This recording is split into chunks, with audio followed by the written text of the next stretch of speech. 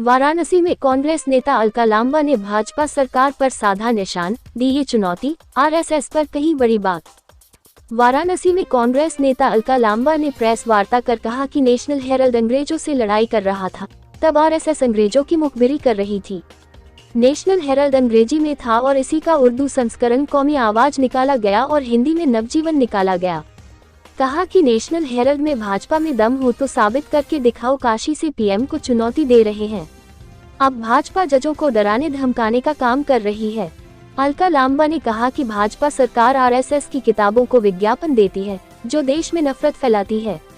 कहा कि निजी कंपनी वोडाफोन का 36,000 करोड़ सरकार ने माफ किया। कहा कि ईडी ने 5,000 मामले दर्ज किए और सजा सिर्फ 24 मामलों में हुई। 100 में 99 मामले में विपक्ष के खिलाफ दर्ज होते हैं। इस पर ईडी को जवाब देना चाहिए कि सत्ता के मामले में मामला दर्ज करते हैं लेकिन साबित क्यों नहीं कर पाते हैं। हम इसके खिलाफ पूरे देश में सड़कों पर निकलेंगे। संविधान बचाओ देश बचाओ की रैली को निकालकर इस आंदोलन को आगे बढ़ाएंगे। लांबा ने कहा कि नेशनल हेराल्ड ने अंग्रेजों के युद्ध में हिस्सा लिया, ये देश की धरोहर है, हम इसे बचाएंगे। कांग्रेस की सरकार आने पर जेल जाएंगे ये लोग। अलका लांबा ने कहा कि भाजपा डरी हुई है राहुल गांधी से। राहुल गांधी की सदस्यता रद्द कर दी, बंगला छीन लिया और सुरक्षा छीन ली, कोर्ट ने सब वापस किया। राहुल गांधी ने भाजपा को बहुमत से रोका है, इसी से भाजपा को बौखलाए हुए हैं। राहुल गांधी को रोकने के लिए ये सब कर रहे हैं। कहा कि कांग्रेस की सरकार आने के 10 महीने में ये सब लोग जेल में जाएंगे। अब कांग्रेस चुप नहीं रहेगी क्योंकि अब देश की संवैधानिक संस्थाओं पर हमले ही रहे हैं, कोर्ट पर हमले कर रहे हैं। भाजपा की वॉशिंग मशीन में जो जाता है धूल जाता है। लांबा ने कहा कि भाजपा की वॉशिंग मशीन में जो जाता है धूल जाता है और भाजपा में मंत्री बन जाता है। पीएम संसदीय क्षेत्र में कमजोर हुए हैं, यूपी ने उनके रथ को रोका है। अजय राय ने वोट प्रतिशत बढ़ाया है।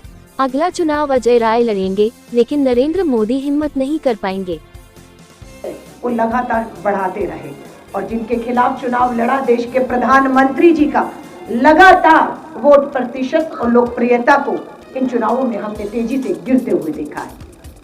आज उसी संसदीय क्षेत्र में जहां से देश के प्रधानमंत्री चुन कर आते हैं, वहीं पर बैठकर आज अखिल भारतीय कांग्रेस कमेटी ने तय किया कि हम संविधान बचाओ देश बचाओ एक अभियान की आज देश भर में शुरुआत कर रहे हैं।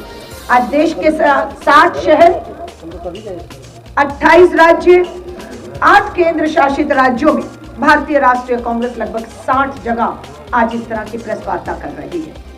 संविधान बचाओ देश बचाओ। लोकतंत्र खतरे में है, संविधान खतरे में और संवैधानिक संस्थाएं खतरे में है।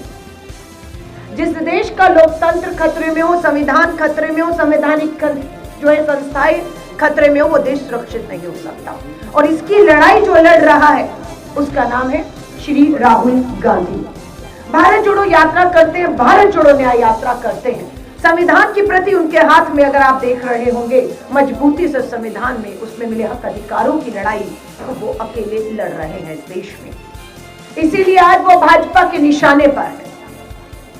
अभी हम लोगों ने गुजरात के अहमदाबाद में एक सफल जो है कांग्रेस का एक ऐतिहासिक जो है हमने अधिवेशन किया, उसमें बहुत से फैसले लिए गए, आगे का रोड मैप तैयार किया गया और श्री राहुल गांधी जी ने तय किया कि गुजरात जाकर, अहमदाबाद जाकर, वहां जाकर सीधे इन्हें चुनौती देंगे और इन्हें बेनकाब करेंगे। बस उसी से बौखलाकर भाजपा ने अपने